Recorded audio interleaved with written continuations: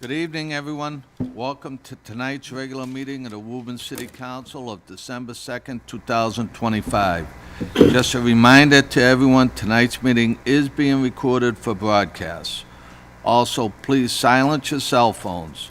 If you are able, please stand and recite the Pledge of Allegiance.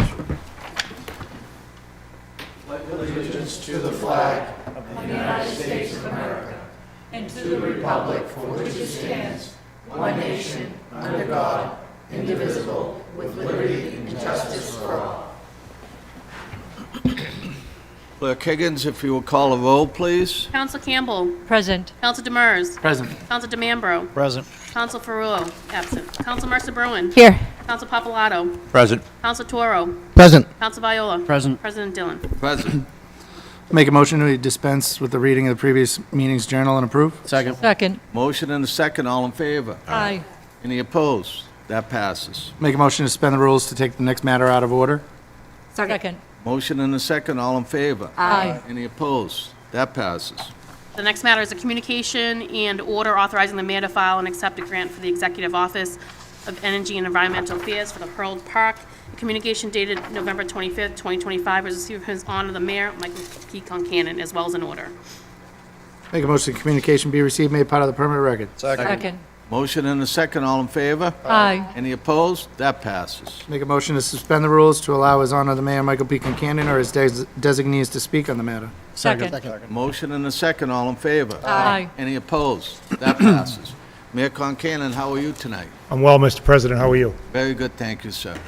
To you and members of the council, we have the order in front of you tonight regarding Hurl Park. Much progress being made over there, a lot of good news. We get obviously some additional grant funding. I'm going to turn it over to our city engineer, Alex Rosicki, for a quick update, and then he's available for any questions you might have. Yeah, so the order in front of you would be a formality to accept the EEOA on behalf of the Commonwealth of Massachusetts $2.451 million grant, of which the city will have a 10% match that we've already had in the capital. So this is just in order to approve the spending and eventual reimbursement of the MVP grant. On a quick update, the contractor and the city have a kickoff meeting scheduled for tomorrow, so you should see some progress and further updates on our website shortcoming. Questions?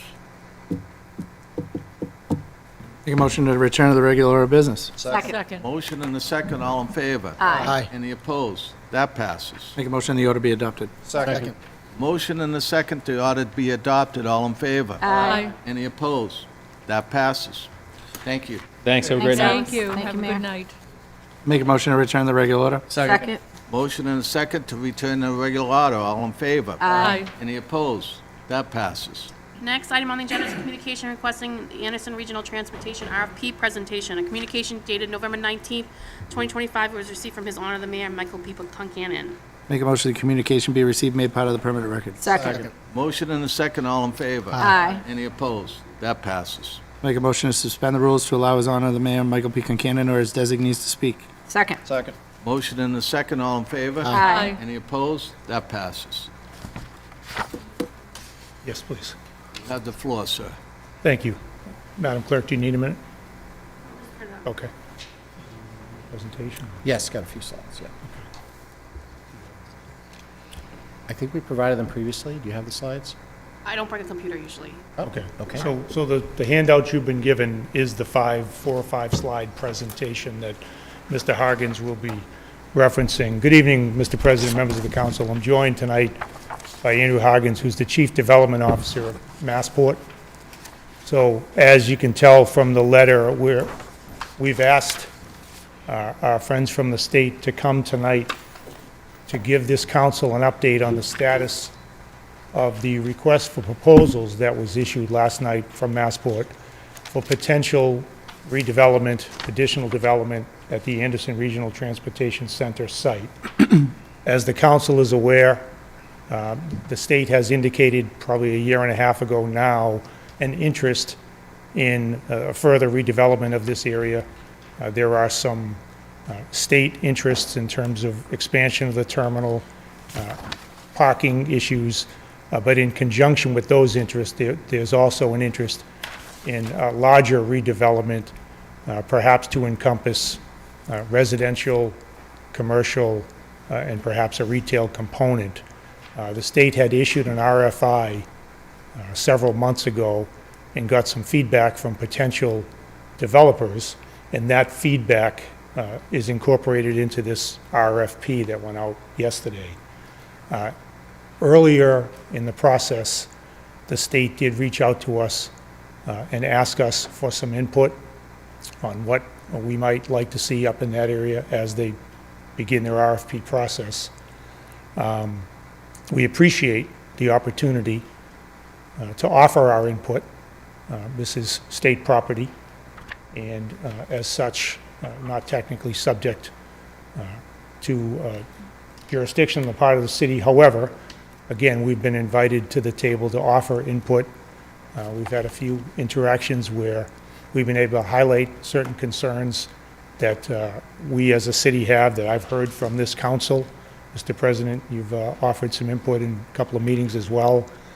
I'll let Mr. Hargens get into the particulars, but just by way of a highlight, I would tell you that after hearing loud and clear from this council about concerns in that area and across the city, the number one concern that I offered up for consideration into this RFP, and that any future developers of the area should be reminded of, is our concern as a city for that particular area of the city. The fact that it's a Superfund site and that Woburn has a history up there, and we are very sensitive to that history and any future development.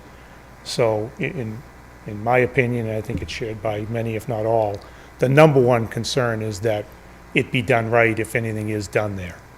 And when I say that, I mean EPA oversight, EPA input from the very beginning, and that every single measure be taken to ensure that any development in that area is done safely in a way that does not present any harm, any danger to Woburn residents. Again, mindful of the history of that area of the city.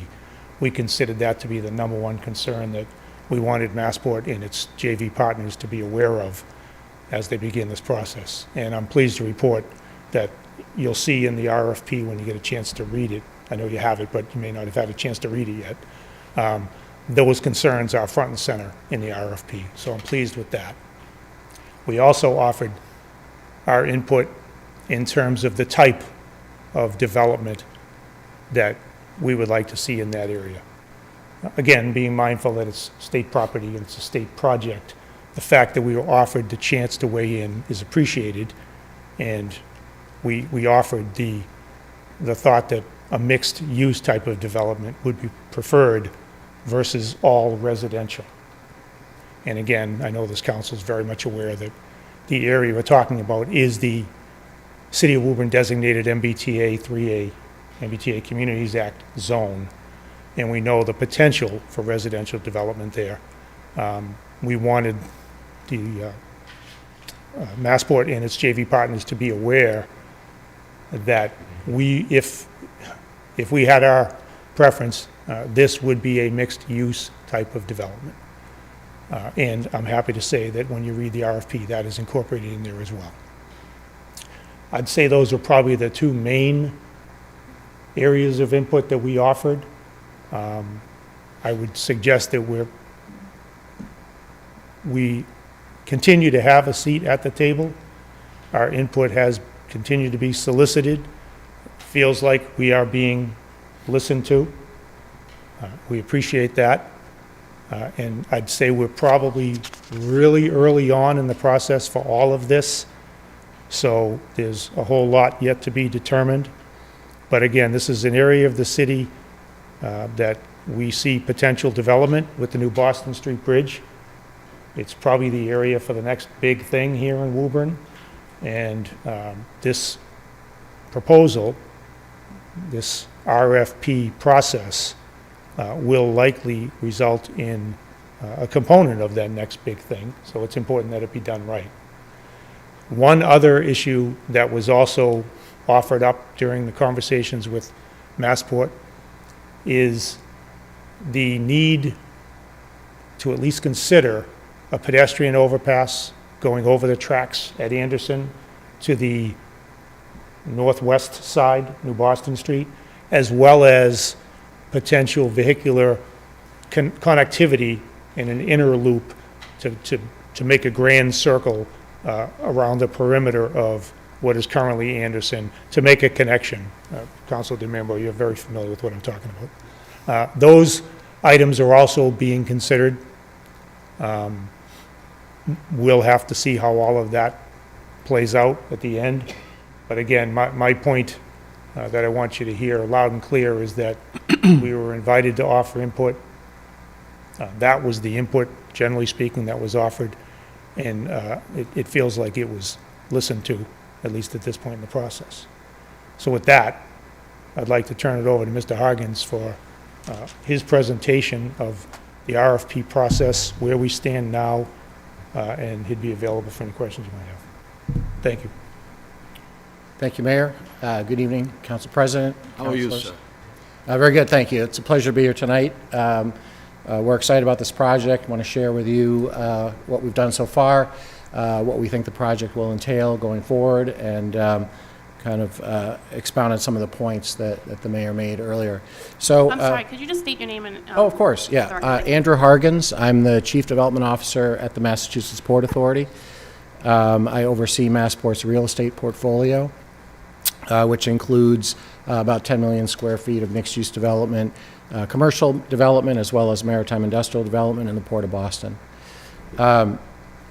Just a little bit of place setting with regard to this asset. It's about a 26-acre property, which is uniquely managed under a trust agreement between Massport, the MBTA, and MassDOT.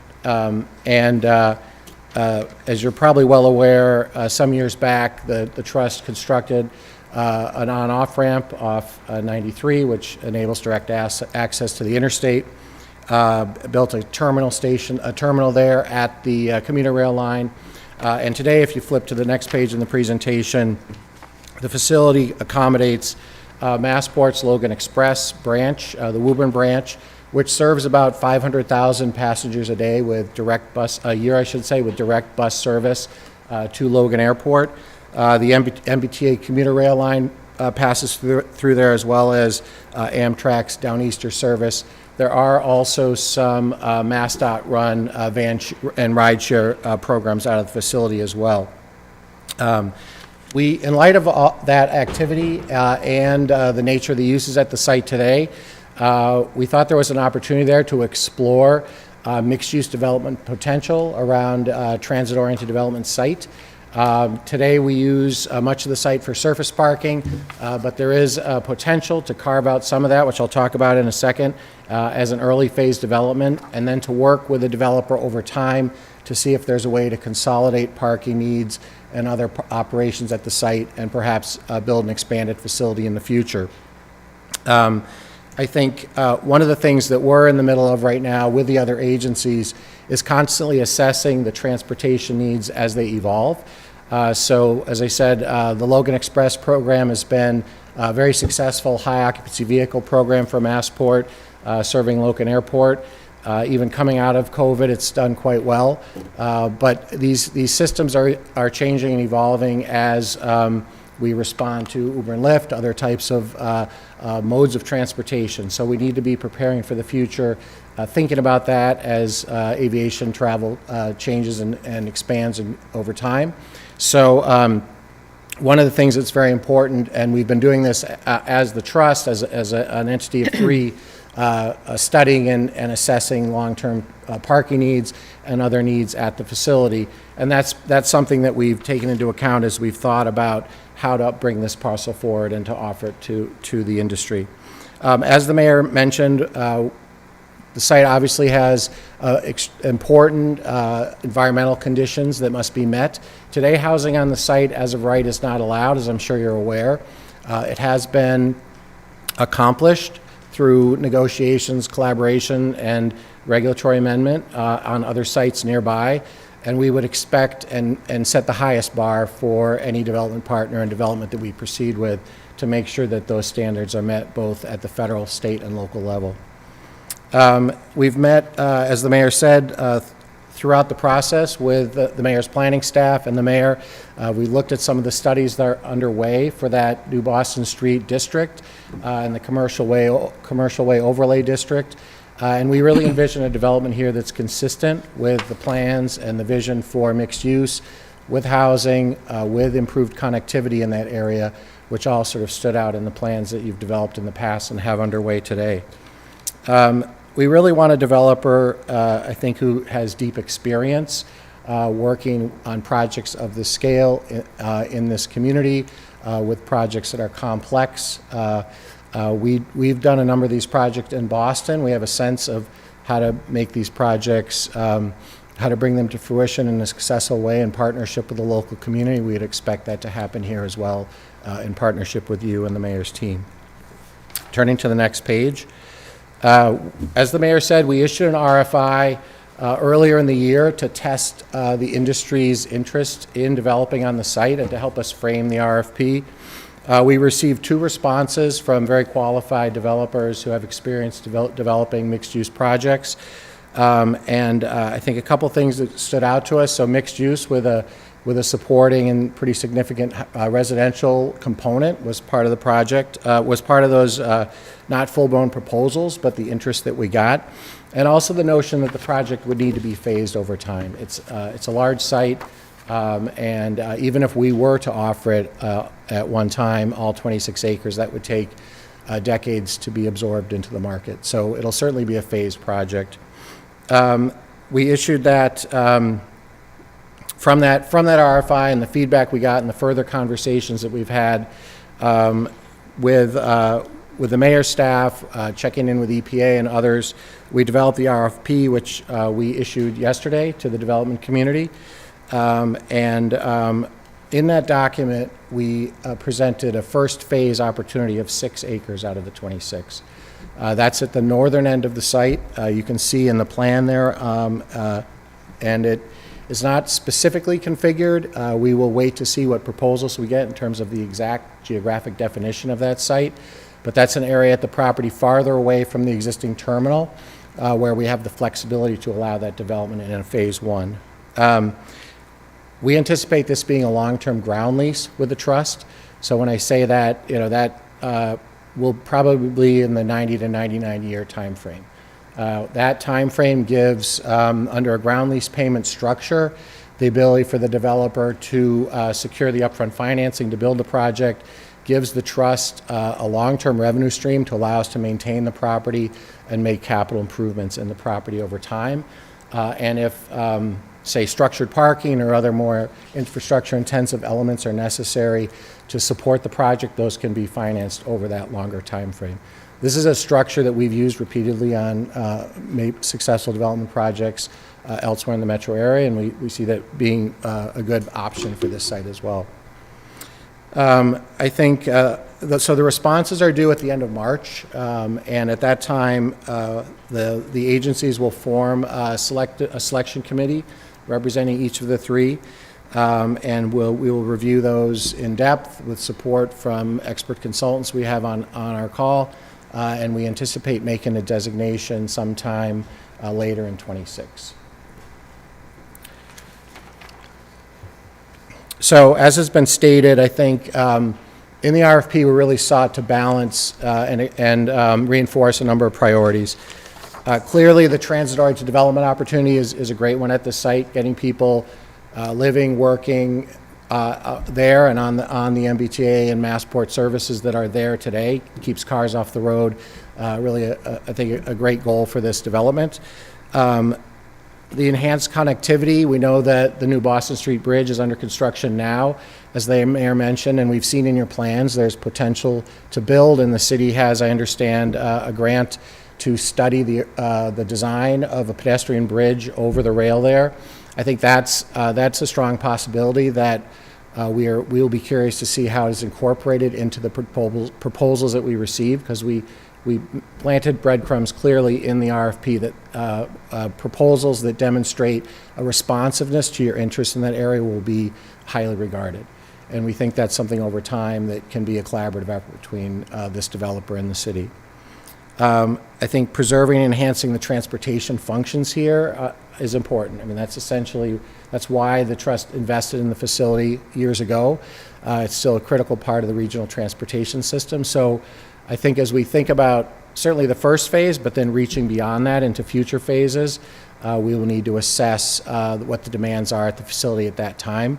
We do anticipate that this initially selected developer will have an opportunity to be the developer for future phases. That'll be largely dependent on how the first phase goes and if there and when that opportunity arises for a future phase. But we anticipate that this partnership could be a long one with a successful partner. I think as I said earlier, the rent revenue to the JV will really largely be reinvested in the property to maintain it and improve it over time. And as I've said a couple of times, we really need somebody who's experienced in the unique characteristics of this property, has proven track record working well with municipalities, and can assemble a team and provide the leadership to get that done well. So that's the extent of my report. I'm happy to answer any questions you have. Questions? Yes, Councilor Papalato. Thank you, President. How many companies did you send the RFP out to? So we have a pretty extensive mailing list. I don't know the exact number. Connor, you may know how many are on that list. Over 250 people on the list. Okay. So we also advertise it in some prominent sort of housing development related journals. We put it up on a number of local websites, or not local, I should say, kind of regional, national websites, Urban Land Institute, Got a broad reach. other sort of industry trade journals, if you will, that sort of thing. Yeah. And, with the EPA complexity to this, it's obviously something that we'd be hoping that you'd be able to get a firm that had dealt with a lot of this kind of thing before. Is that one of the criteria? Absolutely. I mean, I think it's going to be this will require a very sophisticated team. The proponent will have to assemble a great team of consultants that have experience working with the EPA, developing a mitigation plan and relief plans for that site that have to pass muster with the EPA. So that's going to be paramount for us in that review process. Okay, thank you. Thank you for the information. Yep. Councilor Bruin. Thank you very much for the presentation. This is moving forward, whether we like it or not. I was one of those that didn't like it. Similar communities, as you know, push back. But thank you for being here and thank you for the presentation. So you said initially 6 acres. Yes. And sir, so of that 6 acres, what is the division of how many units you're thinking about putting? Because I would imagine, and I haven't seen the RFP, I would imagine that you have a vision, right? Your organization has a vision. X number of units. Are we talking some apartments, maybe possibly some residential homes? Is there any possibility that that's part of this proposal? Please tell me yes.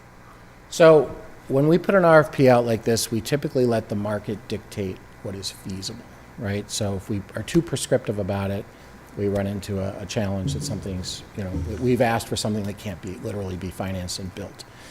In the RFI, both developers proposed, 300 to 400 housing units on the site. In development scale to the same size as some of the projects, there are other projects that have been built in that area previously. So no to my question about single-family homes. They want to build apartment buildings. I think there'll be more dense buildings, but the prospect of ownership, say in a condo, is possible. And we can explore that with a development partner depending on what the bids we get look like. And I understand that obviously developers are going to want to build what's going to make them the most money.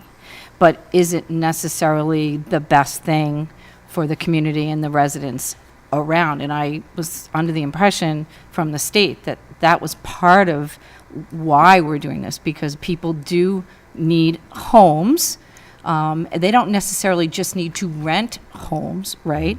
So I would think it would have been more of a requirement. But I hear you. I'm not happy with the answer whatsoever. It's disappointing, frankly. I think we should be driving, you should be, we don't really have a whole lot of say in any of it, but at the end of the day, what we're hearing from the State House sometimes doesn't really jive with what we're really doing, right? People do need to have home ownership. We do need to have apartments. We need the right mix. So I'm just afraid that's not what we're going to get here. I'm not concerned about the issues with the EPA because Joe LeMay and everybody at the EPA is amazing. We've done a lot of work in this city. Most of you know we've done a lot of work in the city on dirty ground and done it well, extremely well. This will be the first time we put residential property on it. But again, I have a lot of faith in the EPA and Joe LeMay and his team. I don't have a lot of faith about how we're going to mitigate this. We're talking about a lot of people. And it doesn't sound like they're all going to be using the MBTA. I didn't hear any requirement that they're going to leave their cars at home and won't need their cars to come live by the MBTA. But maybe I'm wrong. Am I wrong?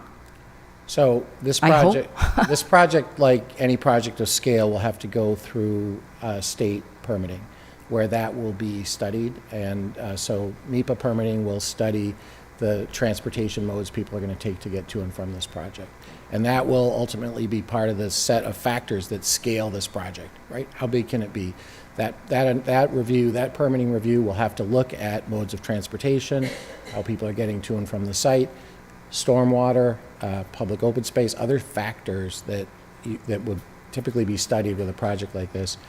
And they'll have to come before you as well, and the town planning. For the city housing planning, piece? The city planning, Yeah. and in fact, perhaps seek special permits as well from your board here. So I think there will be opportunities for state and community input to the project as the developer moves that project through the entitlement process.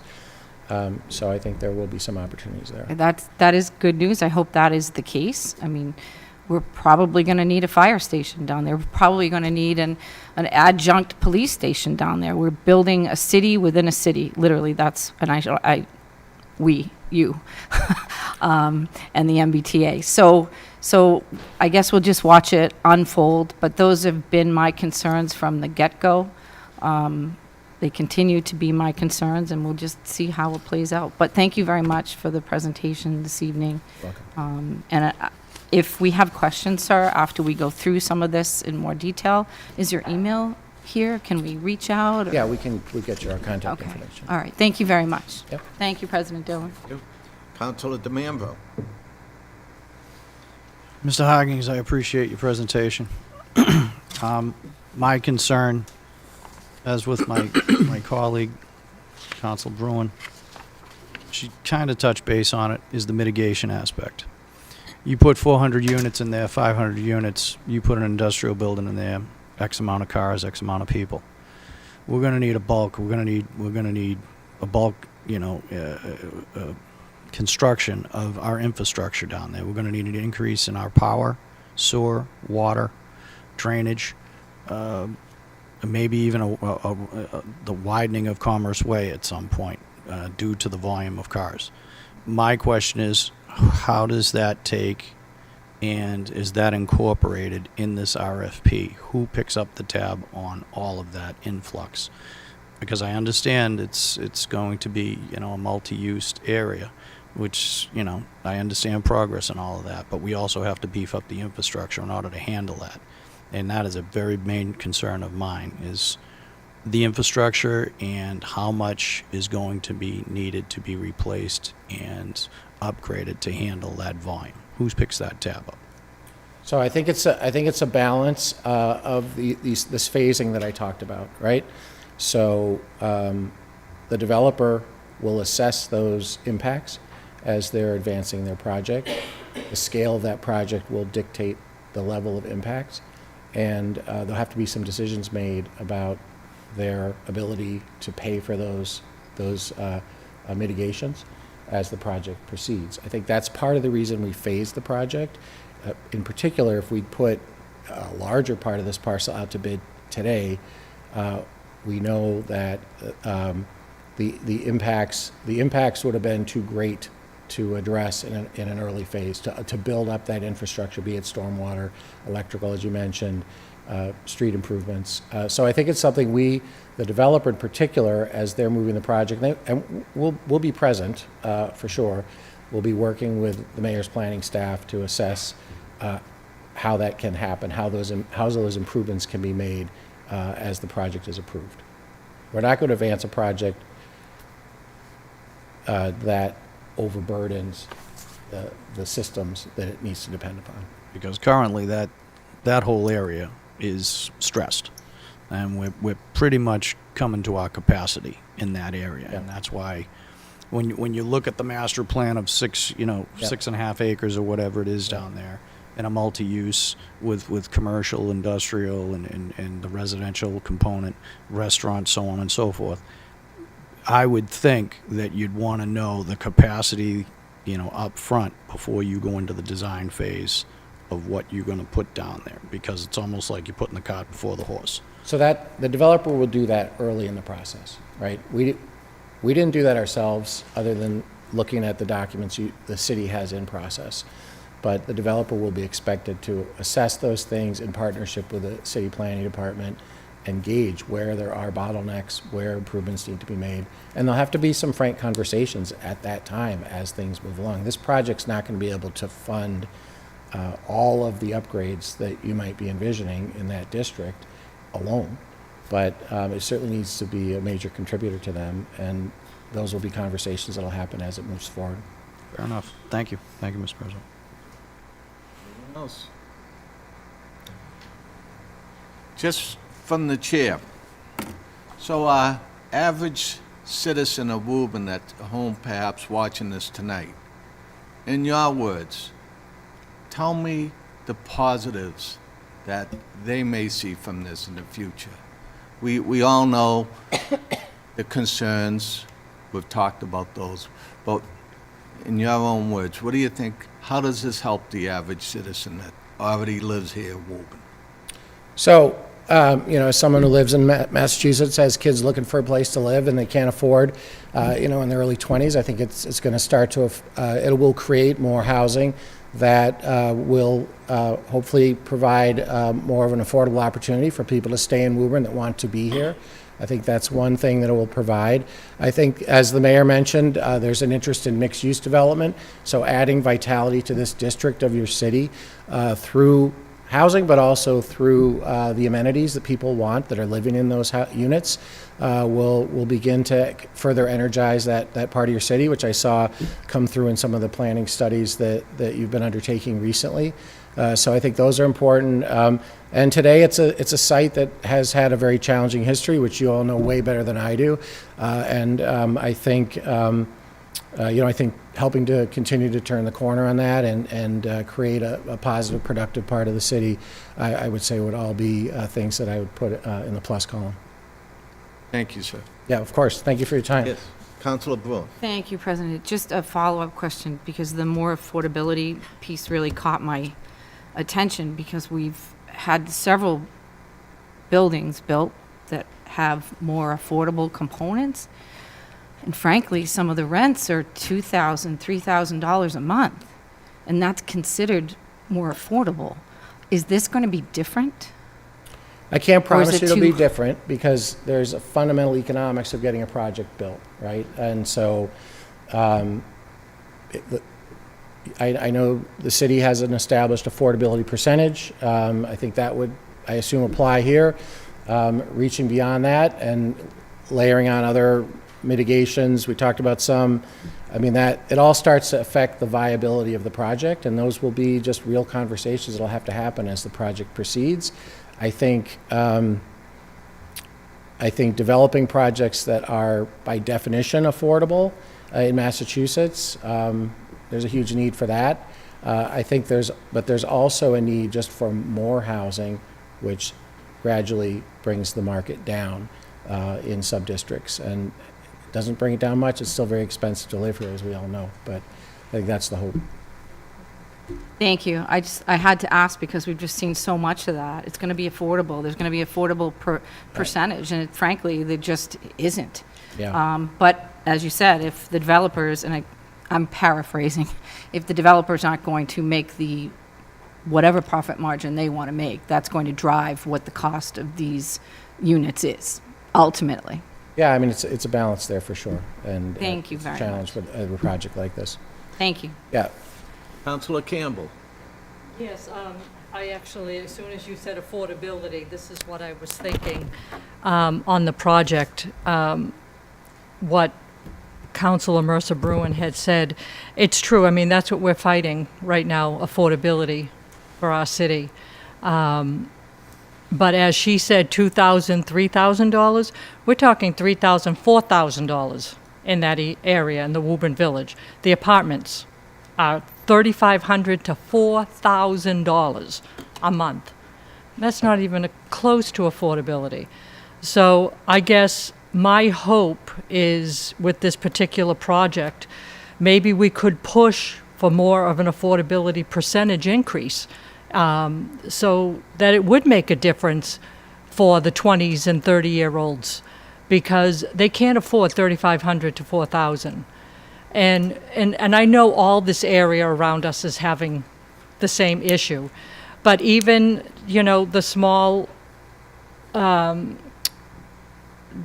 units in people's homes that recently was passed. Someone up the street, a little area in their home now, they're renting for $2,800. $2,800. It should be $1,000, maybe $1,200 for the 20-year-old, 30-year-olds that can't afford to live here. So I guess I would hope that it would be part of the vision that it would be affordable. Obviously, we've talked before how Woburn has done their part in trying to be proactive in the affordability aspect of these apartment buildings and condos, and I understand the profit margin. I do. In the end, they're going to make a lot of money, no matter what. And I guess I would hope that whoever is going to be picked in the end, they would somehow have this in the back of their minds, which would really help our city a lot for the younger people to find, and for the middle-aged people who really are looking for places to live and just can't afford it. So I'm hoping it's just not going to constantly be about money and not giving back to the city. But thank you so much for your presentation tonight. yeah, you're welcome. I understand your point. Thank you. Yeah, thank you. Anyone else? Make a motion to return to the regular order of business? Second. Thank you, Motion sir. and a second, all in favor? Aye. That passes. Thank you for your time tonight. Thank you. Make a motion the matter be placed on file? Second. Motion and a second, all in favor? Aye. Any opposed? That passes. Next item on the agenda is a petition by Osprey Winds Photography for a special event permit for wildlife photography at Han Pond with request of waiver of umbrella liability insurance. Make a motion that the matter be referred to the Committee on Public Safety and License? Second. Motion and a second, all in favor? Aye. Any opposed? That passes. Petition for a 2026 renewal of second-class motor vehicle sales license by JFS Auto Sales. Make a motion that the matter be referred to the Committee on Public Safety and License? Second. Motion and a second, all in favor? Aye. Any opposed? That passes. On the petition by NSTAR Electric Company for grant of location in Mans Court. Make a motion that the matter is referred to a public hearing? Second. Motion and a second, all in favor? Aye. Any opposed? That passes. Petition by HDR Holdings LLC for a special permit at 103 Commerce Way. Make a motion that the matter be referred to a public hearing? Second. Motion and a second, all in favor? Aye. Any opposed? That passes. On the first public hearing on the matter relative to the tax classification fiscal year 2026 for the city of Woburn, a communication dated November 20th, 24 was received from His Honor the Mayor Michael P. Concanon. Further communication dated December 2nd, 2025 was received from the Woburn Board of Assessors. Make a motion that the communications be received, made part of the permanent record? Motion and a second, all in favor? Aye. Any opposed? That passes. Mayor's just outside. Did. Please.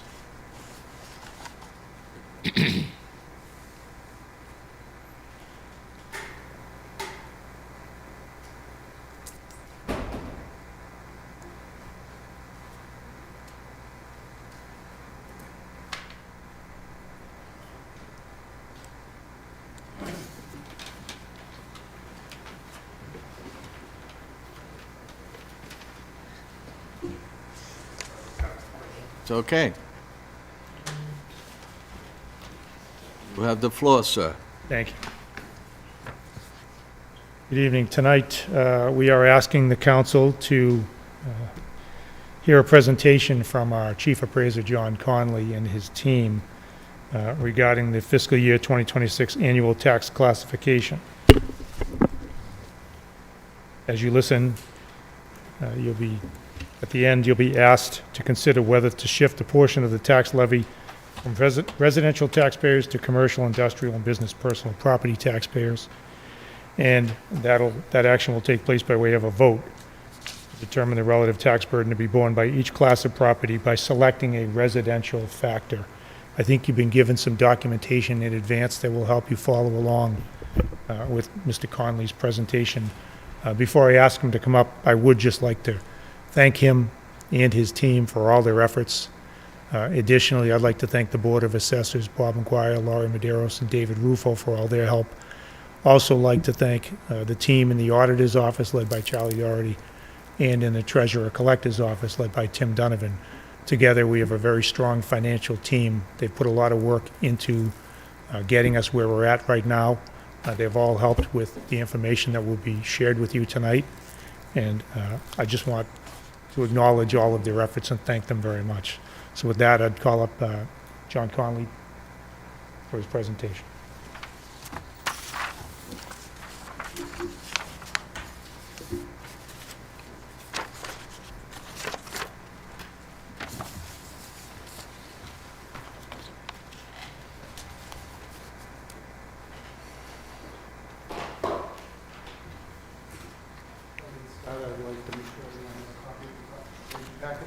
Yes. Thank you. Thank you. Thank you very much. It's a signed copy, too.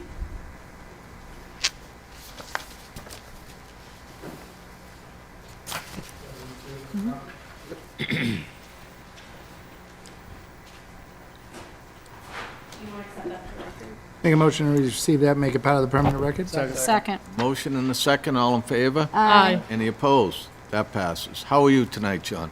Very good, thank you.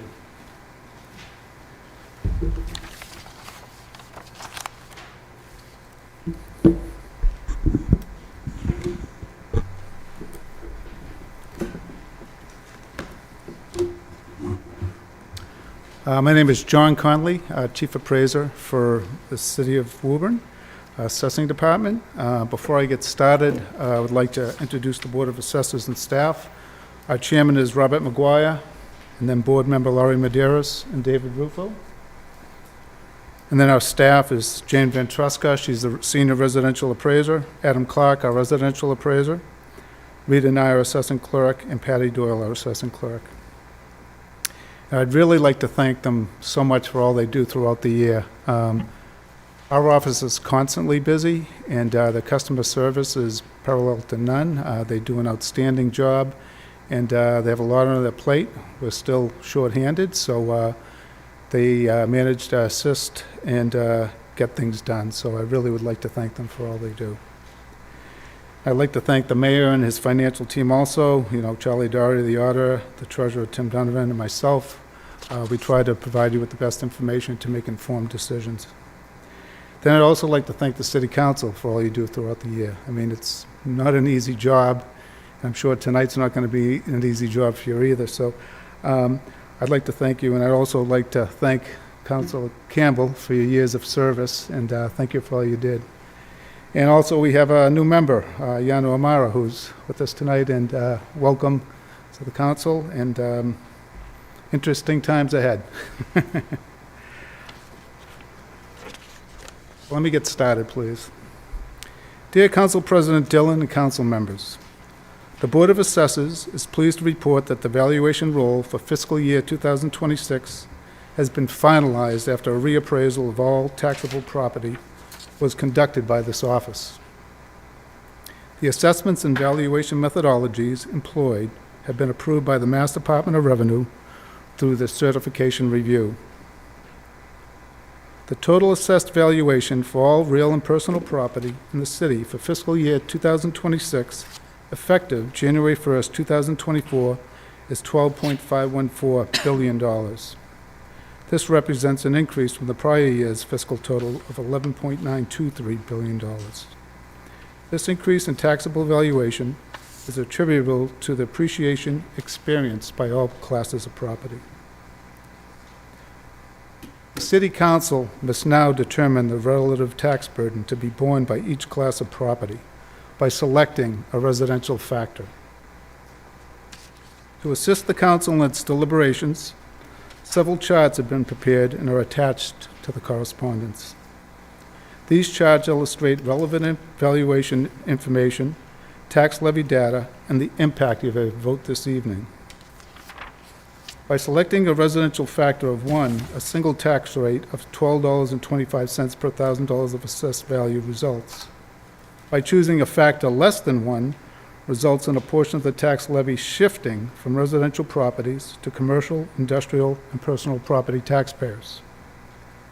For example, adopting a residential factor of 0.71 means that the residential class of property would pay 71% of the levy they would pay if there were no classification. Under this scenario, the levy increases for the other classes of property by a factor of 175%. The chart entitled Classification Options and the classification presentation best illustrates the various scenarios available to you. So if you could please refer to your classification packet, please. The second page you'll see we'll have a table of contents where we'll discuss tonight the total value assessments for fiscal 2026, the analysis of the levy limit, and the excess levy capacity for the city. We'll discuss new growth. We'll discuss the fiscal 26 Woburn single-family assessment history. We'll discuss the classification options, the Woburn tax rate history, and an analysis of competitive communities surrounding us. The next page just details the assessing department staff, as I had introduced earlier. And any of those unfamiliar with any of the terms utilized tonight, there's a glossary of terms to help explain in detail some of the items that we'll be addressing tonight. Our next exhibit shows a fiscal 2026 total assessed valuation, and it breaks out the class 1, 2, 3, 4, and 5 classifications, which are residential, open space, commercial, industrial, and personal property. And you can see that that total is, as previously stated, the $12.5 billion in value. And the chart below that kind of details the percentage that each of the valuation components contribute to the city. You can see that the residential currently makes up approximately 75% of the valuation within the city of Woburn. The next exhibit, you'll see a history of the city of Woburn, the total actual levy for each year. And that's illustrated in the graph. We'll kind of show you how we've progressed over the years.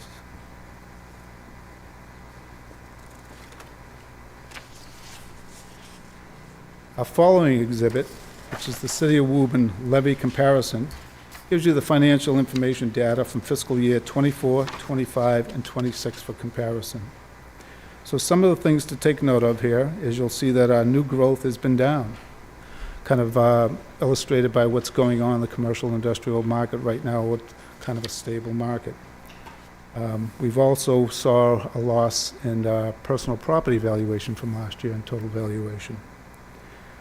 Some of the stuff that you'll also see is our excess levy capacity has actually gone down, and that is actually kind of a combination of different things. We've had an increase in the levy, we've also had limited new growth, and as you all know, we'll have last year's tax levy plus 2.5%, any new growth, and then an override, and then there's the debt exclusion. So new growth plays an important part in our excess levy capacity. So as you can see by the history, that component is down, which does impact our excess levy capacity. So there's kind of a lot of information on this page that kind of goes into detail over the levy for each of the components over the past 3 fiscal years. The next exhibit will actually give you historic information on what's happened with new growth in the city. And as you can see that by following the track here, is for fiscal '26, we are down. And so, excuse me while I change my glasses. This year, the new growth is $3,318,923, down from $5,483,525 last year. The prior year was $6,794,979. So that's kind of giving you some input on what's going on in the industry. Not only is the market down, we've lost some personal property accounts, but also there's some constraints with the financial climate out there right now for commercial, industrial, personal property components. And so there is a major impact that happened this year regarding new growth. So it's not just one line item. It does impact the excess levy capacity for the city. And you'll also see a graph there just detailing the percentages, just giving you a visual illustration of actually how the components are broken out. Our next exhibit, you'll see the Woburn average single-family assessed value, and it's from 2015 to 2026. You look at that number and you realize by looking at that the assessed value has doubled since 2015. So City of Woburn has gotten popular, the market is appreciated. Also, taxpayers may be happy to know that the equity in their homes has increased, and Woburn is a desirable city.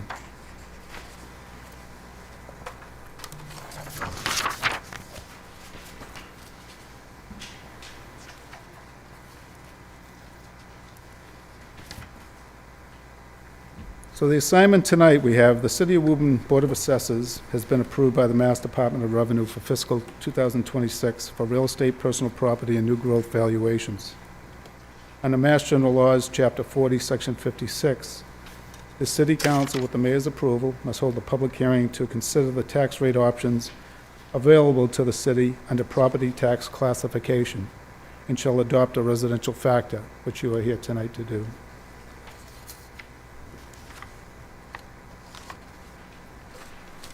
And if we go to the next exhibit, you'll see the Woburn residential factor tax shift. So how do we get there? How do we arrive at our single tax rate, and how do we arrive at options for the council to consider? Well, for fiscal 2026, you'll see that the actual tax levy was $153,268,577.06. Then what happens is we take our total valuation for all real and personal property, divide that number, and it gives us a single tax rate for the city. So applying that factor times 1,000 comes up to $12.25 rounded per $1,000 of assessed value. So if there were a single rate with no shift by the council and no adoption of a residential factor below 1, then the single tax rate in the city would be $12.25 per $1,000 of assessed value. By adopting a residential factor of less than 1, it results in the greater tax burden being allocated to the commercial, industrial, and personal property accounts. The City of Woburn has traditionally been at the 1.75 max shift. By applying the maximum allowable shift of 1.75, the Mass Department of Revenue has determined that the minimum residential factor for fiscal 2026 for Woburn is 0.74724,004, and then rounded by the Mass Department of Revenue in their gateway system to 0.747241. So let's take a look at how we got there. So if you proceed to the next exhibit, you'll see the City of Woburn classification options. So if you were to have the no shift and just a shift of 1, you would see that single tax rate across all residential, commercial, industrial, and personal property accounts at $12.25.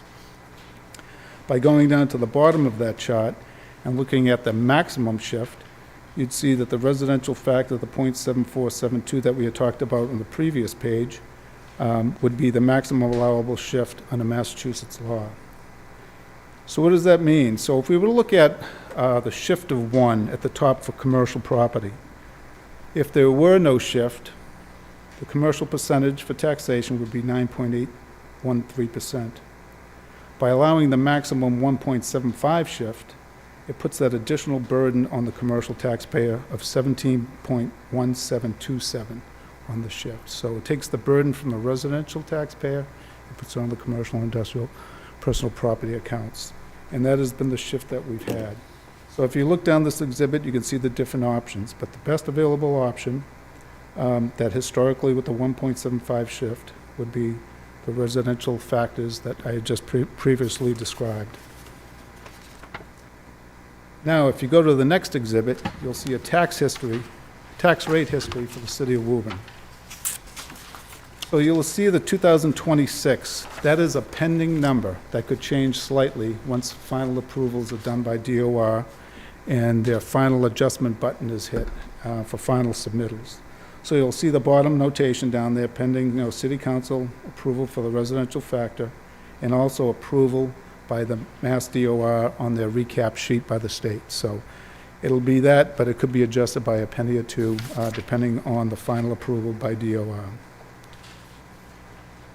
And now, the last exhibit that you'll see before you is our best effort to get the most current information available to the council to see what's going on in other communities.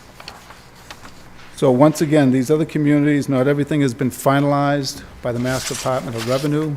This information that you have before you is based on some of the tax classification information and discussions with the assessors, and also some of the information that has already been approved by the Mass Department of Revenue.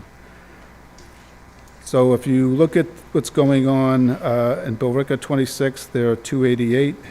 If you look at Burlington's, they've gone up 355.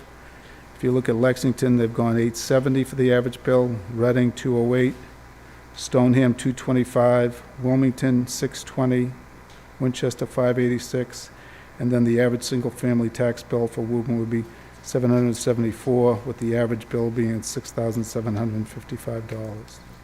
Now, looking at this chart, it's important to be aware that these information and these tax rates by these other communities, there's other things that are coming on their plate that is pretty impactful. So we know Burlington just tried to do an override in their community, and it was shot down by a vote over 2-1. They were looking at, the high school. They were looking at police station and elementary school. Lexington, they've got a big consideration coming their way. They're talking about doing a new high school in the $600 to $800 million range. Reading is pretty much just not a lot of commercial activity in that community. They're primarily residential. Stoneham, they only show a $225 increase for this fiscal year, but there's actually a tax override that's ongoing. It was initially scheduled for tonight. It's now pushed out till next week. And then I don't know how that'll work with their taxation for currently, or if they're pushing that till next year, but they're actually voting on two options, either a $9.3 million override or a $12.5 million override. So what is the impact of that? So the impact they're saying would be for the 9.3, if you take the average assessed single family 801,126, they're saying that would be an additional for the if they voted the $9.3 million override, 1,041 added on to what their additional valuation and tax situation would be. If it was the $12.5 million override that they vote, then it would be $1,401 for the average single family. So they've got some considerations there. Wilmington, theirs is at 620, but one of the things that they decided not to do, there was a proposal to do a new elementary school that would have added $422 to the average tax bill for this year.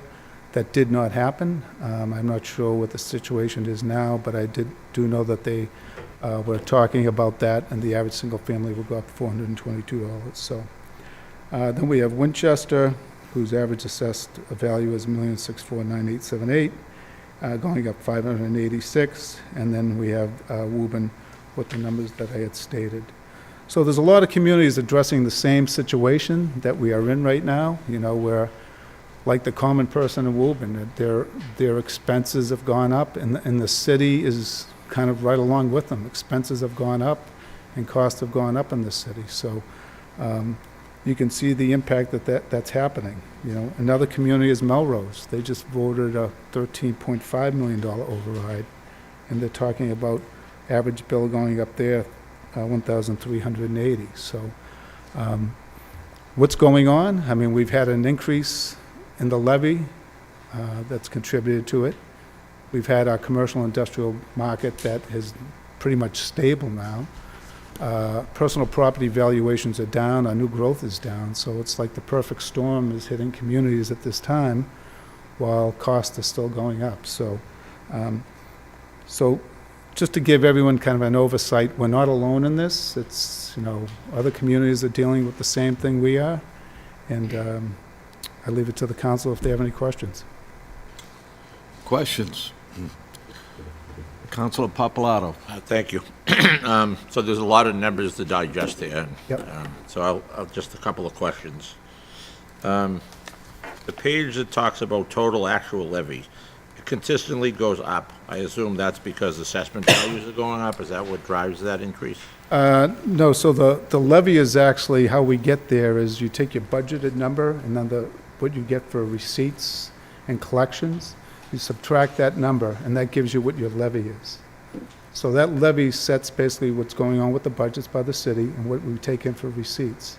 So then after that's subtracted, that leaves us with our actual levy. So what happens is you have that actual levy now, and now it must be raised through taxation. So after we get our values approved, our new growth approved by the state, then that backs into that number. If you go back to that exhibit, Counselor, on, let's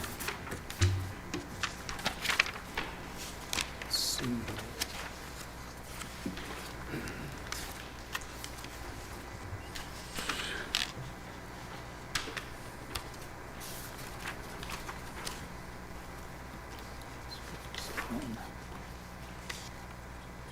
Excuse me while I get there. So if you go to the Woburn Residential Factor Tax Shift page, you'll see it pretty well spelled out for you there. So that actual levy is that amount of the budgetary number plus receipts, and that gives us our actual levy. So once that actual levy is established, we go by approved values by DOR, and that sets our single rate.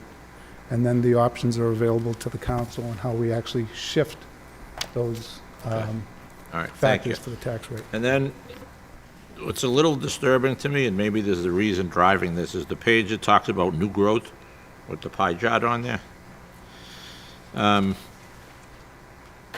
We have new growth in '26 is 3.3 million. And I look at the numbers that go all the way back to 18, and we had a big decrease here. What is driving that? So we've had some years of great luxury. We had a lot of great commercial growth within the city, commercial, industrial, residential growth within the city. That was driving it. So during the good times, things were happening. So if you look, the other big things that you may remember is we had two of our largest personal property accounts, Eversource. One year, I can't remember the exact amount of it, but it was multi-millions that contributed to the actual tax base. Yeah. From all the work they were doing down along by the pond and elsewhere. So that was contributed to our new growth. We had Amazon, which hopefully we keep them here because they're a substantial personal property taxpayer.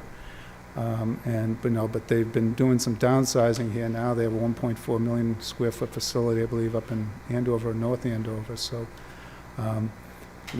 we've been impacted by that. We've been impacted by now a flat commercial, industrial, personal property market. So without these things happening, we're losing new growth. So it not only impacts the new growth, but like I said, it impacts our excess levy capacity. Okay. And then the last thing that jumps out at me is the last page when it talks about the average, the assessed tax increase. And we're making some serious jumps here the last few years. And I know there's a whole combination of things that drive that, right? It's not just the assessed value of the house. That's certainly the houses, but it's the lack of businesses coming into the community, that's a big piece of it. Well, if you go to back to the levy sheet, you'll see that there's been a large increase in the actual levy in the past 2 years. So fiscal '25, we were 139,076,018 in fiscal '25. In fiscal '26, we went up to 153,268,577. So over those 2 years, we've had some large increases in the levy. Like I said, through some of these other things that are going on with the everyday common man, with increasing expenses, contracts, everything else, so. But the levy has increased, and that's probably the biggest factor. Yeah, okay. All right, thank you for taking the time, and thanks for putting this together. It's good info. Councilor DeMambro. John, I want to thank you and your team. As always, you do a great job. We had spoke earlier today. We sat in your office, and I appreciate your time going over this with me on a one-on-one. I know people don't want to hear it, but this is where that commercial and industrial component really comes into play. And what's following that up, I'm assuming, correct me if I'm wrong, is the high interest rates, and that's why there's a stagnation with the building of the commercial and the industrial. Yeah, that's part of it. The lab market, some people say it's been overbuilt, There's a large vacancy factor out there. Thank goodness Woburn is hanging on. We just actually had a building permit pulled for a lab building, which shocked me. 216 New Boston Street, the Bolt, 180,000 square foot lab building. That's unheard of out there right now in the market. So, a permit's been pulled, and hopefully we get tenants, and things look good from there. So that's a bright spot. We've been, compared to some communities who've been hit really hard, Woburn has been hanging on, and we're lucky. I always say location, location, location, and we've got a location. So there are some bright spots, Like I always say, let's look at the bright side, what we have here. We've got location, location, location. We've got a platinum community for bio. So lab people want to come here. It's quick permitting, it's quick access. We've got sites that are shovel-ready, the Vale. We've got the New Boston Street Bridge that was talked about earlier today, and, hopefully that will provide revitalization for a lot of uses down there. And then we'll see what happens with this MBTA proposal down the line. So we've got some, bright spots. We have the ability to grow. I mean, you look at some of these other surrounding communities, the Stonehams, the Melrose, they really don't have that capacity to, have, new commercial, new growth. It's kind of they're stuck, and they're already at the maximum allowable levy. So, they've got some, concerns there. Like I always say, our maximum allowable levy, it's great we have it, but it's also a curse, because if you spend it, you're going to have to tax it, and you can see that currently this year. So the levy went up, and the lack of new growth, our excess levy capacity went down. It's obviously diversity. I mean, we're very diverse in this city, and I understand that a lot of our constituents they talk to us all the time about traffic and the amount of traffic and volume and this and that, but it's a contributing factor to having the commercial and the industrial and the restaurants and the hotels that offset their tax base. Whereas you have someone like, Winchester, and I'm looking at a number here, 18,000. 18,000 for the average tax bill. Like, that's insane. So, unfortunately, it has gone up, and we understand that everything goes up, fuel, everything. All our costs go up throughout the city. Yep. I've sat with the mayor numerous times on budget meetings and so on and so forth. I've looked through it numerous times. I study it. And nothing's going down in price. Everything goes up, and that just adds to our costs, and we have to contribute to, new vehicles, and the buildings can only hold up so long. So it's one big moving circus that we always have to try to navigate, negotiate. So I appreciate all your efforts on this. Councilor Thank you. DeMambro, one other positive that we do have, if you look at our top 10 taxpayers, it's diversified. You know, some communities, larger communities, I won't say who they are, but they have a majority of the top taxpayers being office parks right now. And that's not Office necessarily parks, a huh? good thing. So if you look at ours, I mean, we've got the utilities, we've got office, we've got apartments, we've got industrial uses, we've got retail. So that's good to see. It really is. It's not all our eggs in one basket. Our top 10 taxpayers are diversified. And, you know, I know that's something that Standard & Poor, when they look at it, that does come up in discussions, and they like that. So we like that. You know, all our eggs aren't in one basket. So, you know, that's another positive thing that Woburn has going for it. I appreciate it, your efforts. Thank you, sir. Councilor Campbell. Hi, John. Thank you so much to you and your team. You work really hard to get this all done. Thank you. Just one quick question. When will the high school debt exclusion come off the calculations? Because that would be helpful. So that would be a question for Charlie Daria, our auditor. We have one more year on the high school debt, so that should roll off in fiscal Okay, so that should make a little difference for next year, It'll help a correct? little. I think to John's point, though, I mean, new growth and local receipts, if they could go up as fast as the budget goes up, it would help too. But it would definitely help. It's going to take money off of the debt table that we have. Yeah, And that'll okay. help with this. That's basically a debt exclusion, so once it's taken off, it'll be removed. Do we have anything else large like that that will be coming off at all? Nothing significant. A lot of the stuff that we might be coming off is like water or sewer work, but we're consistently adding water and sewer new bonds as we go forward, just because of the type of work and the timing of it. Yeah, okay. Thank you. Councilor Demers. Just to Councilor Campbell's comment too, you also remember that we also did a debt exclusion for the fire stations. So that's kind of, while one's coming off, it'll be sliding in, so I just wanted everybody to get that determination out there so that people didn't think that there was a windfall coming. Just that we didn't do a debt exclusion for it, we just did. Well, the bonding will slide into where that debt exclusion was, correct? Exactly, so that's gonna kind of level that out. That's Yeah. the way we kind of, when we presented that at that time, was the idea that this would come off, this would come off. Mhm. Yeah. Thank you. Thank you. Thank you. Councilor Toro. Thank you.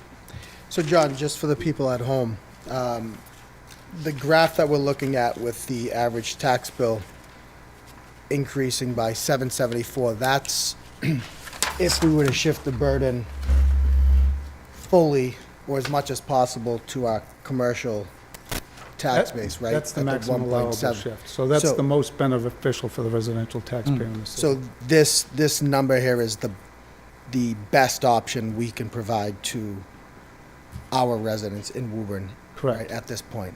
And once again, the final tax rate has not been approved by the Department of Revenue, so it could adjust the tax rate a penny or two, you know, either way, once we get everything finally approved by DOR.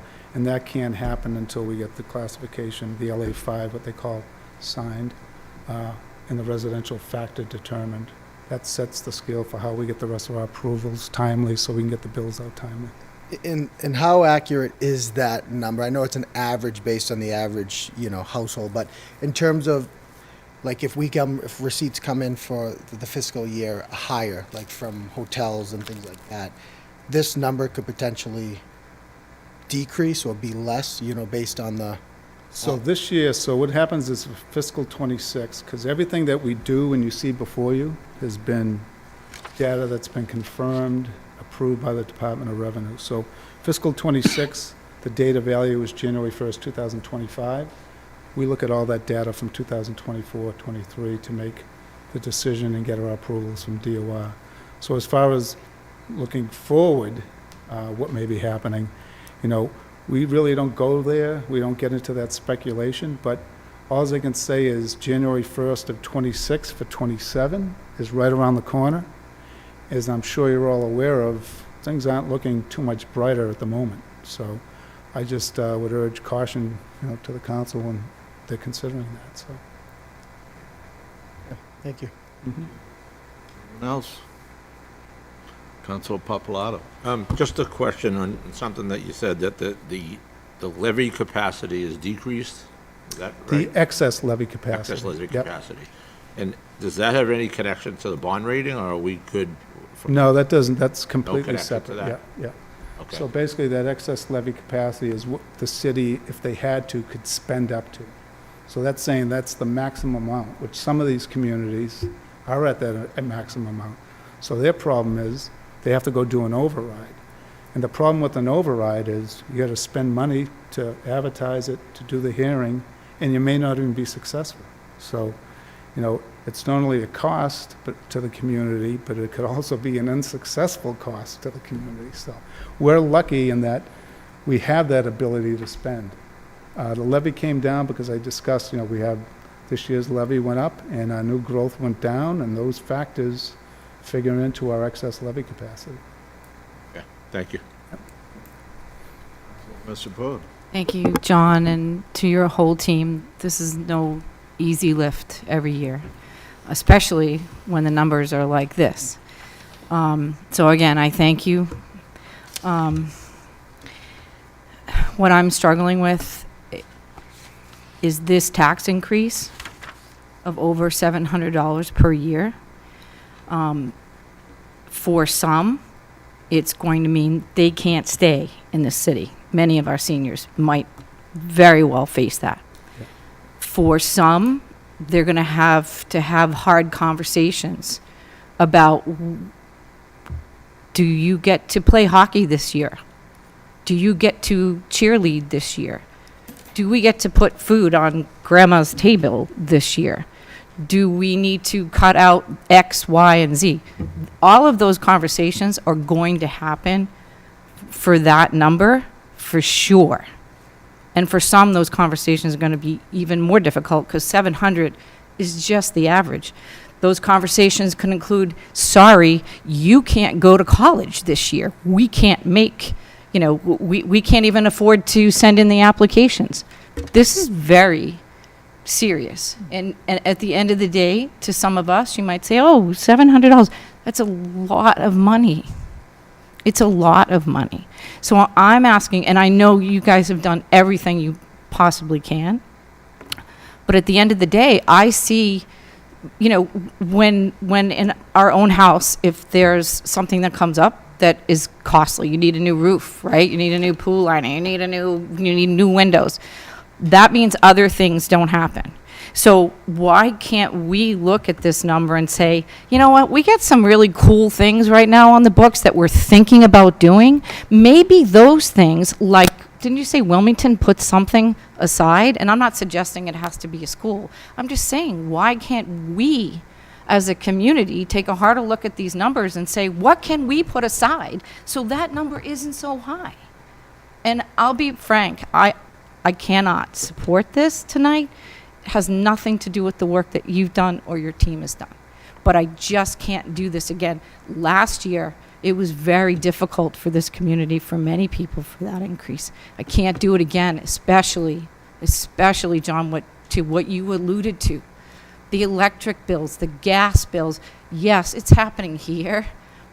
But we have, I'd say, many more resources than some of the average residents in this city, right? We can figure that out. Some people aren't able to figure it out at all. And it, as you said, it's getting worse. Councilor Ruin, I would recommend caution, though, because this really can't be changed because the data's and the approvals kind of been in place. The budget's been set. So there's not really a lot of movement you have. You're at the maximum allowable shift. So it's something that if you're talking about trying to do something, it's almost you have to look to the future. Next year, what can we do for budgets? What can we save? What should we do? These numbers are, like I said, we deal with historic data.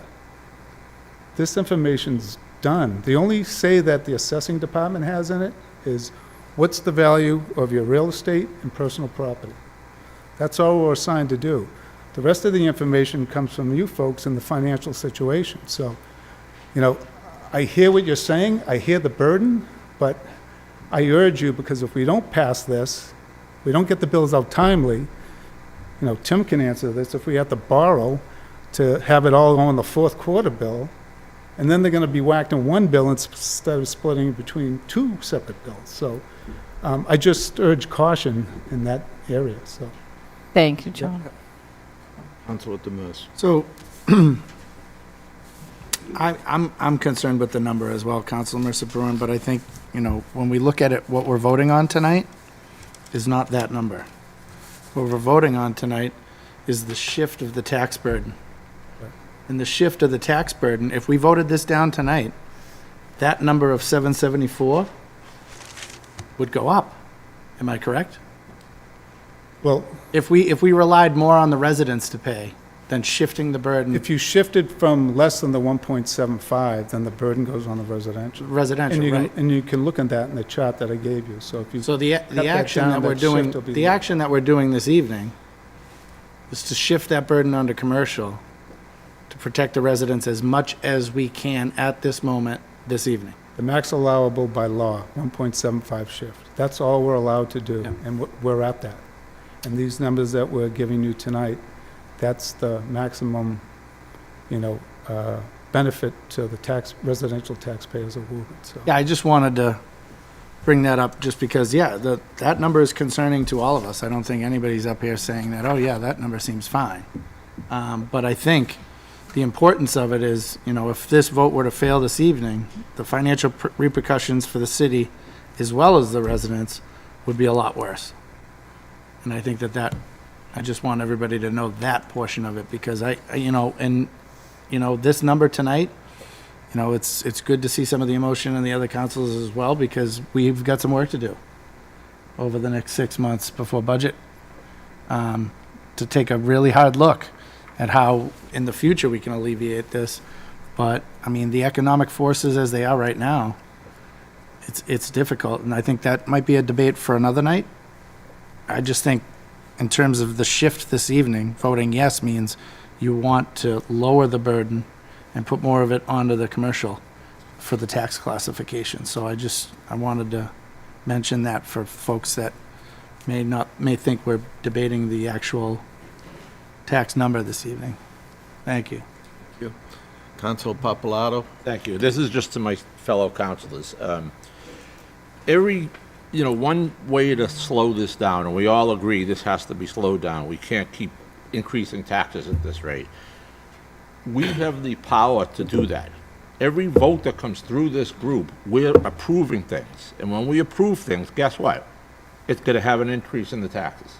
So I think we need to make some really tough decisions as these things come before us, because it shouldn't be a surprise when we keep approving everything and then the number comes up. Well, we're causing that to happen. We're contributing to it. So that's just a plea to my fellow councilors. You have to think all of these things through when we're voting to do this or do that or do this. There's dollars attached to it. So that's all I wanted to say there. Councilor Campbell. Yeah, John, thank you for really bringing that up about how we spend or agree that we're going to spend here as a council makes a huge difference. I don't want to just point out the schools, but unfortunately that was a huge increase. Once again, they needed it, but it really tilted the balance here for us. And we knew taxes were going to go up because of it. It's not a surprise.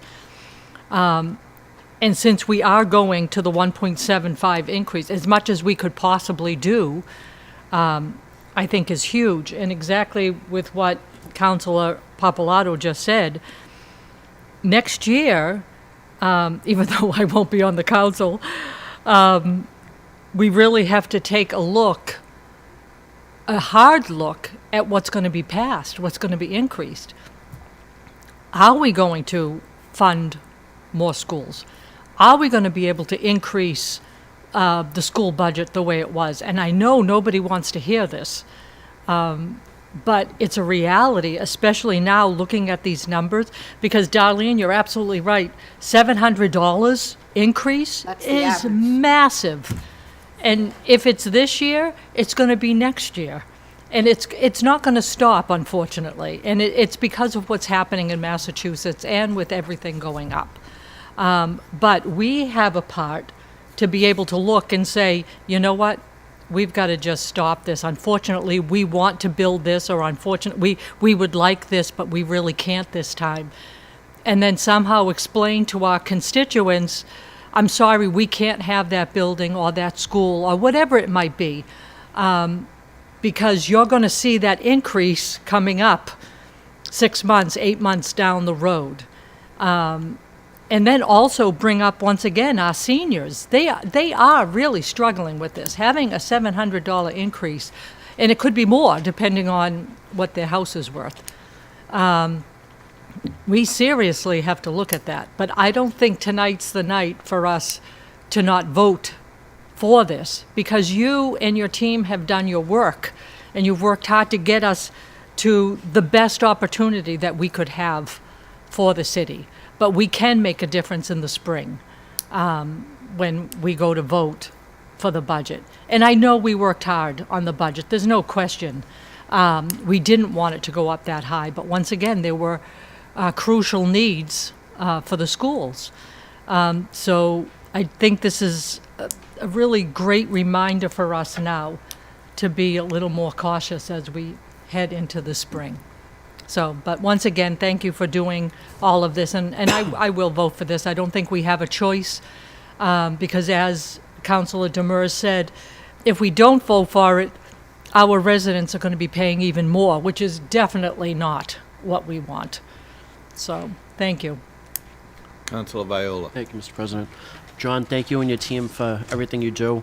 Can you speak a little bit about the senior program that we have, that they can defer paying the taxes a little bit? Yeah, I think it's actually probably a good time. I mean, everyone says, you know, what can you do for the senior citizens and the veterans of Woburn? I think we should talk about what we do. Let's get to here, because I do have some information.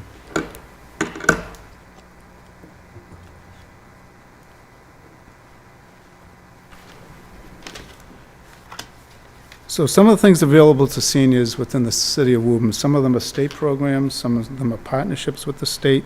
At the state level, they have the Math Circuit Breaker program, and that allows for calendar year, 25, a state income tax credit for seniors up to $2,820. So that's something that's done through the state, and it's done through their program. Then we look at what we have here in the city of Woburn. We have two options for seniors, Clause 17 and Clause 41C. And the state says it's $175 you can have and $500. Well, I don't know if the council remembers this, but back down in 2018 or 19, you went above and beyond and said, okay, by local option, what we're going to do is we're going to offer an additional exemption up to 100% of what they already have. So if they have a $500 exemption, they're eligible to come up to an additional $500. And how did that work? So what happened was, if you're in the fiscal year, you got the $500 exemption, your next year your taxes went up $200, $300, $400, you would get that matching amount up till you met the state requirement of the $500. So instead of being $500, it's $1,000, and then you're getting half off your water, approximately half off your water and sewer as far as benefits for that. Then we have the deferral program. So once again, what did the city do? The state says you charge 8% interest on doing a deferral. So if you're unable to, so many of the elderly are house rich, cash poor, but this currently is not a bad option for them if they meet the qualifications. So what the deferral does is, the state says you charge 8% interest.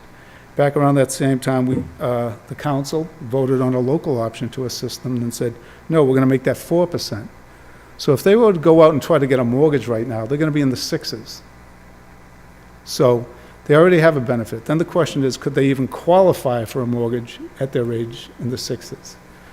So the cities, what happens is, if they meet the deferral requirements, there would be a lien by treasurer collector that's placed on the property, and it'd be a 4% interest on that. So the discussions I've had with some of the people, they're finally starting to understand, because I said, this year the average single family went up, because they're all saying, I don't want to do this because I want to leave this, to my family. I said, well, let's look at it this way. I said, This year, the average single family went up approximately 5.5%.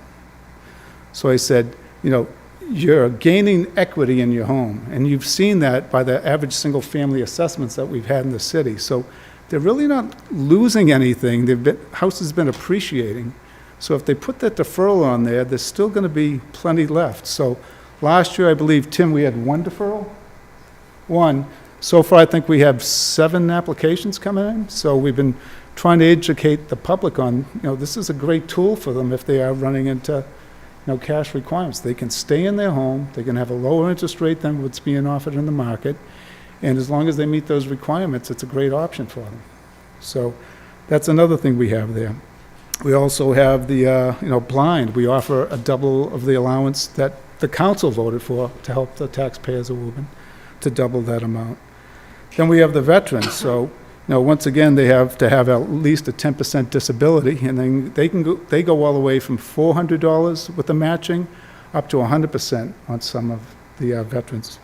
So the other thing that the council has done, I don't know if you remember the past year or so, the BRAVE Act and the HERO Act. We have now, with the HERO Act, these veterans, their excise bill, if they are 100% disabled or they have 60% and apply for a disability plate, that they get 100% of their excise tax written off. So they've been coming in very thankful. So one of the other things is the trustees for veterans, when they put their house into trust, didn't previously qualify. So what did the BRAVE Act do for them? They changed the law, which we voted on and approved as far as on helping them, assist them. So now if the house is in a trust, they can still qualify for that benefit. And then we also have, you know, an active, once again, cost to the city with the senior center and our veterans agent. So they're assisting. I mean, the veterans agent, we work very closely, and we work with Marie at the senior center and trying to offer the assistance and tell people about these opportunities. Our clerks were just up there recently giving an educational seminar on trying to help them see if they can qualify. So we're doing all those things. So then you say, well, you know, how many people are getting it? 20, 25? So in fiscal year 25, 298 citizens of Woburn received the benefit of exemptions. And those are people that applied and qualified. Now, some of the things, you know, not only the council, but our office has restrictions on. Some of these things have income limits, and those are not dictated by us. Those are dictated by the state. So they're not our requirements, they're their requirements. So now the other relief that's coming up and that's still out there in the Empowerment Act is, once again, the state is saying by local option. So what does that local option mean? It means it's a cost to the city if they decide to do that. Is if it passes, they'll allow the exemption to match up to the senior circuit state tax credit. So it's interesting because, you know, they're offering that option, but it's at a cost to the city. So we are doing a lot with them. We deal with a lot of them, and we try to help them best we can. So I'd say that we are helping people in the city, and it's, you know, some people are caught. Let's face it, first-time home buyers in the city are starting in the 7s. And, you know, they got to try to do improvements and everything else. So it's, you know, it's a tough environment, but it's not just Woburn feeling the pain. Like I said, it's a lot of communities, and we're fortunate for some of the capacity and services that we do offer. So, but anyways, I thought when we brought that up, that'd be good to know actually what are we doing for them. So, Yeah, thank you. Thank you. Also, thank you, Mr. President. Anyone else? Make a motion, Yes. open the, I'll Just withdraw. from the chair. I'm sure I'm not the only one sitting here not happy with this tax. And I get it. It's a balance. It always is. And I know we all have the pit in our stomach right now. How do we figure this out? What did we do? What can we do in the future? Well, one of the things that came right to my mind is we have 2 brand-new fire stations being built. Maybe people in the public will say, was that necessary? I'm gonna tell you right now, I would vote for that every time it came in front of me. When we're replacing fire stations that were obsolete, that we're sending men and women out to fight fires, they risk their lives, and they come back, and they don't even have proper decon rooms to take their equipment off to make sure they're safe in the future. It has to happen. Those are the things that we have to do. We look, and I hear tonight, we're gonna have to look and be tougher. I'm looking back, and I get it. It's tough for the seniors. It's tough for everybody. It's tough for the people that rent. 40% of our housing market is rentals. The landlords aren't gonna absorb this, but we have an obligation for public safety. And I'm sure that people out there are saying, again, well, we shouldn't have built those 2 fire stations. I'm glad we did. Had to happen. We need to protect the people that protect us. So, what's the answer? I'm sure we have to look at things a little tougher, but I'm looking back at the last couple of years, and I think it's, as John said, a perfect storm. I know my own house, the property insurance, liability insurance, electricity, gas, everything's gone up. The city's one big house that we have to maintain. We are taking steps that haven't been taken for years, looking at our properties in the city, our buildings, and making sure they're maintained. It all costs money. And I know there's no easy answer. But again, we'll look at this. Thank you, John, for your people, your hard work. Thank you for the explanation for the seniors, because I know it is tough for them. Unlike many of us, they can't do an extra shift at work, and they're the ones that are concerned, that have our concern, that make sure that we can do everything we can, and I know your office does that. So thanks to you and your team, and I'll leave it at that. Make a motion, to open the public hearing? Second. A motion and a second to open the public hearing. All in favor? Aye. Any opposed? That passes. Is there anyone here in the audience that would like to speak in this matter? Please step forward. Seeing no one. Make a motion to close the public hearing? Second. A motion and a second to close the public hearing. All in favor? Aye. Any opposed? That passes. Make a motion that the residential factor of 0.74724004, which will be rounded to 0.747241, for the fiscal year 2026 be adopted by roll call. Second. Roll call. Motion and a second that it be adopted by roll call, as outlined by Councilor Demers. Council Campbell. Aye. Council Demers. Aye. Council DeMambro. Aye. Council Ferrullo is absent. Council Mercer Bruin. Opposed. Council Papalato. Aye. Council Toro. Aye. Council Viola. Aye. President Dillon. Aye. That passes. Make a motion to reconsider? Second. Motion and a second to reconsider. All in favor? Aye. Any opposed? That passes. Make a motion that the residential factor of 0.74724004, which will be rounded to 0.747241 for the fiscal year 2026 be adopted by roll call. Second. Motion and roll call. Motion and second to adopt the residential factor, which Council Demers outlined by roll call. Council Campbell. Aye. Council Demers. Aye. Council DeMambro. Aye. Council Ferrullo is absent. Council Mercer Bruin. Opposed. Council Papalato. Aye. Council Toro. Aye. Council Viola. Aye. President Dillon. Aye.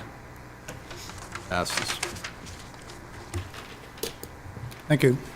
Thank you, John. Thank you, Thanks, John. John.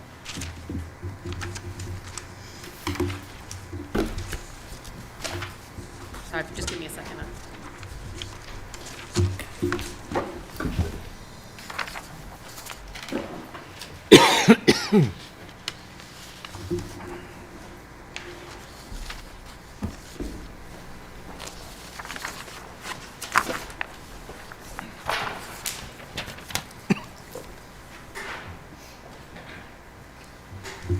Next item on the agenda we have under public hearings is the petition by NSTAR Electric Company, DBA Eversource Energy, for grant of application to install approximately 75 feet of conduit in Utica Street for service to 38 Central Street. The communication dated November 26, 2025 was received from Jay Duran, the Superintendent of Public Works. Make a motion, the communications received and made part of the permanent record? Second. Motion and a second, all in favor? Aye. That passes. Hi, how are you? Hi, good evening. Donna McLaughlin from Eversource Energy. So Eversource Energy respectfully requests a grant of location for the installation of conduit in Utica Street, and this is to provide electric service for the new fire station at Central Street. Questions? Councilor Demers. How are we doing? But thanks. Are you aware of the memo that Jay sent us? Yes, the plan has been revised. Okay. And the additional conditions are all right? Yes. That are listed? Yes. All right, nothing further. Thank you. Anyone else? Make a motion to open the public hearing? Second. Motion and a second to open the public hearing, all in favor? Aye. Any opposed? That passes. Is there anyone here that would like to speak in this matter? Please step forward. Make a motion to close the public hearing? Second. Motion and a second to close the public hearing, all in favor? Aye. Any opposed? That passes. I'll make a motion that the grant of location be approved subject to the conditions as outlined in Superintendent of Public Works, November 2026, 2025 communication. Second.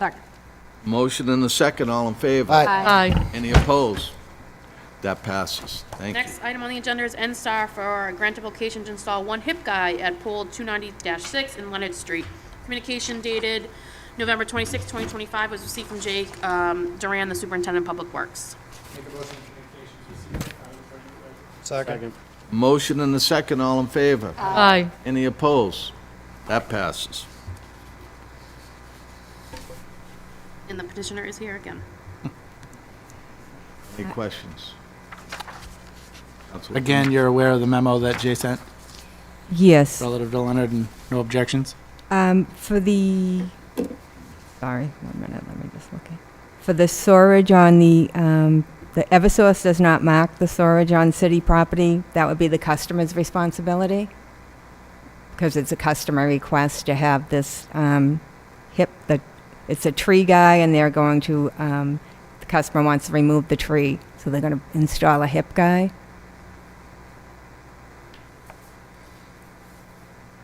Jay had sent an email later saying if it was a customer request, it would be their responsibility.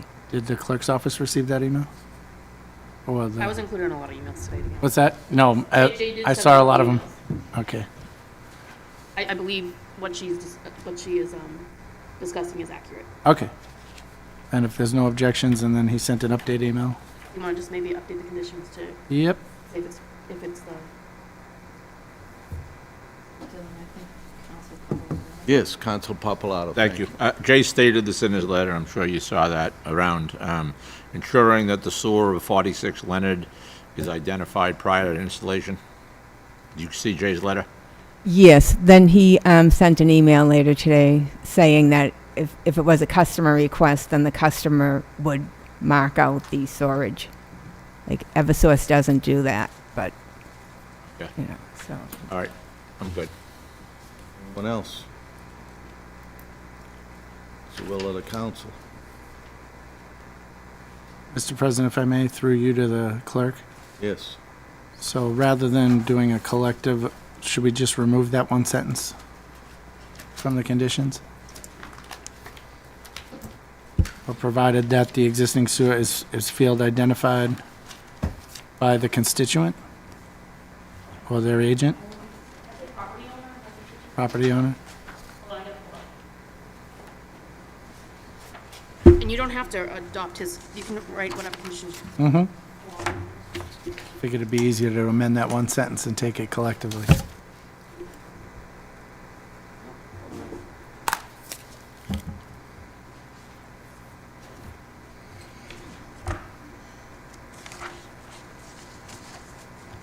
So you're saying, approve with the condition, well, you haven't made that motion, but I'm assuming you're gonna approve it with the Yes. conditions as outlined, but by striking.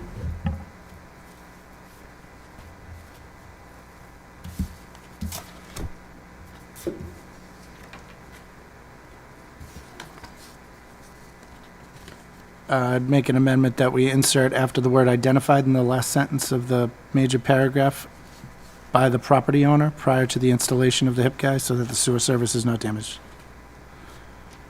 I'll make a motion to amend the memo as such for the purposes of conditions for this permit. Is there a second? Second. Motion and a second, all in favor? Aye. Any opposed? That passes. No, we have That's I'll just make- amending them. That's just amending the condition, correct? I'll make a motion to open the public hearing. Second. motion and a second to open the public hearing, all in favor? Aye. Any opposed? That passes. Is there anyone here that would like to speak in this matter? Please step forward. Seeing no one. Make a motion to close the public hearing? Second. Motion and a second to close the public hearing, all in favor? Aye. Any opposed? That passes. I'll make a motion that the grant of location be approved, subject to the conditions as outlined in the Superintendent of Public Works, November 26, 2025 communication as amended. Second. Motion and a second, all in favor? Aye. Any opposed? That passes. Thank you very much. Thank you.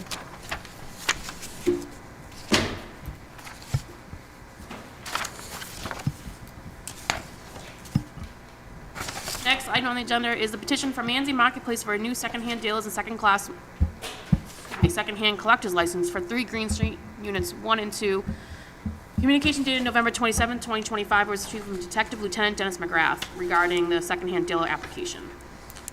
I'll make a motion that communications received made part of the permanent record. Second. Second. Motion and a second, all in favor? Aye. Aye. Any opposed? That passes.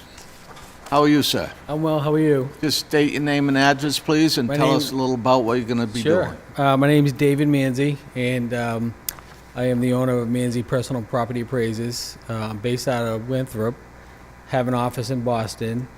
Last November, I opened up a restoration and appraisal shop right here on Prospect Street, and a lot of my customers for appraisals, specifically big companies like Raymond James, First Financial, a lot of the big national companies asked me to go to do appraisals at estates that they've accumulated from people who passed away or in receivership, and then asked if I could buy them, and that certainly wouldn't be ideal for me or my family, or otherwise I'd be living in one of my shops.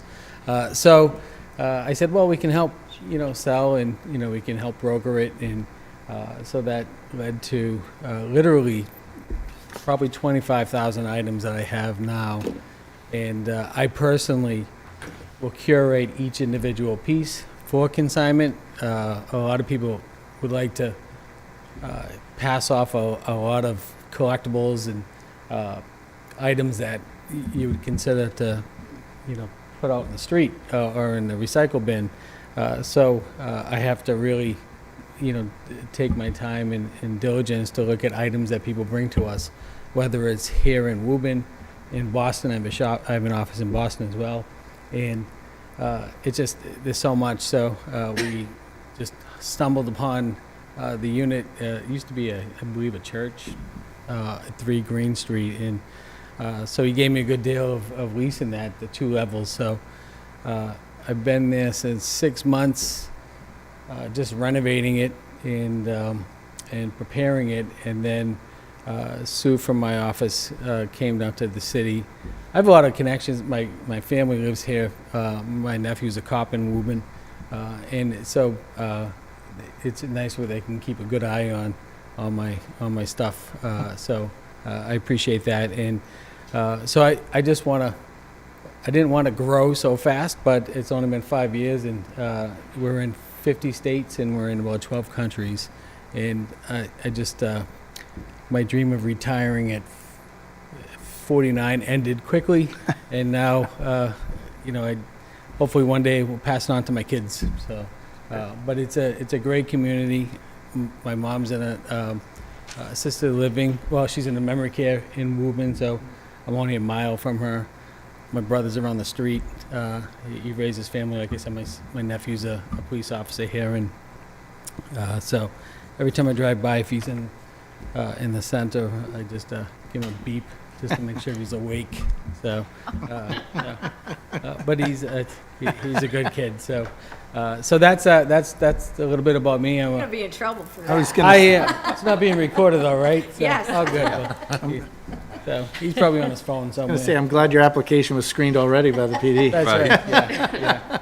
Yeah. I always tell them to come by to 22 Prospect Street to all of them in the firefighters. I didn't realize the firefighters and the police officers here, they kind of go back and forth. But I created a gym inside one of my offices. It said the not nice news for my team, but when I'm working 18 hours a day, I gotta try to release some energy. So I told them to come in, use it, and I give them a pass to open up my building with the alarm. Security cameras all over the place. We have security cameras going into Marketplace on Green Street. So I think we're excited to help kind of and do more in the city. I think we're in the Woburn Daily Times and the Middlesex East, and we're trying to. Boston's great, but I'm from Somerville originally, so and I was in the Marine Corps for many years, and I want to come back into the blue collar cities and towns in this area. So we're looking forward to really expanding our brand, and this is a good step here. And like I said, I think we're hoping to grow more in this area and in the greater Boston area. So that's that. So Thank you. sure thing. Questions? Good. Make a motion to open the public hearing? Second. Motion and a second to open the public hearing. All in favor? Aye. Any opposed? That passes. Is there anyone here in the audience that would like to speak in this matter? Please step forward. Seeing no one. Make a motion that the public hearing is closed? Second. Motion and a second to close the public hearing. All in favor? Aye. Aye. Any opposed? That passes. And I'll make a motion that the second-hand dealers and second-hand collectors license be approved. Second. Motion and a second. All in favor? Aye. Any opposed? That passes. Congratulations. Good luck, sir. Great. Thank you. Good luck. Thank you all. Appreciate it. Thank you. Next item on the agenda is citizens' participation request by Dr. Patricia McCauley, Save the Wyman Castle Committee to provide community update on vision for the Wyman School Castle and surrounding property. Make a motion that the matter be referred to the Committee on Infrastructure and Public Lands. Second. Motion and a second. All in favor? Aye. Aye. Any opposed? That passes. Next item on the agenda is a communication from His Honor the Mayor appointing Gail Trainer to the Woburn Golf and Ski Authority. Make a motion that the matter be referred to the Committee on Personnel. Second. Second. Motion and a second. All in favor? Aye. Any opposed? That passes. Next item on the agenda is an order requesting that the filing deadline for the City Council regular meeting on January 6th be Tuesday, December 30th. Make a motion that the order be adopted. Second. Motion and a second. All in favor? Aye. Any opposed? That passes. Motion to suspend the rules to add a following item to the order of the day. Second. Motion and a second. All in favor? Aye. Any opposed? That passes. This is for the petition for 2026 renewal of second-class motor vehicle sales license by Donald J. Soccerellis, DBA Woburn Glass Company, 243 Main Street. It Make a got motion stuck to- with a bunch of license commission applications. Make a motion the matter be referred to the Committee on Public Safety and License. Second. Motion and a second. All in favor? Aye. Any opposed? That passes. Motion to return to the regular order. Second. Motion and a second to return to the regular order. All in favor? Aye. Any opposed? That passes. Motion to adjourn. Second. Motion and a second to adjourn. All in favor? Aye. That passes. We are adjourned at 7:54.